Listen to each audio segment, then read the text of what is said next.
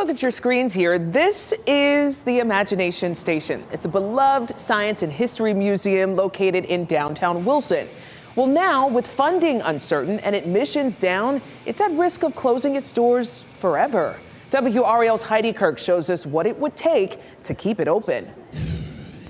Brittany Smith has photos to show what Imagination Station means to her.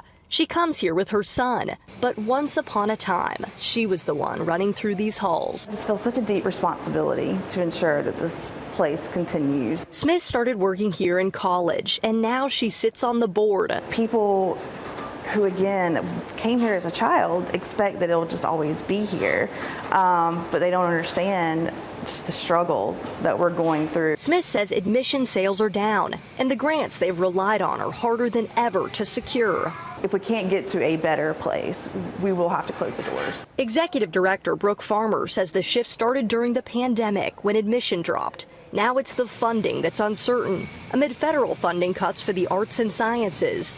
We don't receive any direct federal funding, but as federal funding changes, then some of the organizations where we could apply for grant funds decrease. WRAL News reported earlier this year on how federal changes are impacting other museums across the Triangle, including after the Institute of Museum and Library Sciences, or IMLS, put its employees on leave. Everywhere you look, you'll see that grant funding in action. For instance, this exhibit right here was funded partially by the IMLS.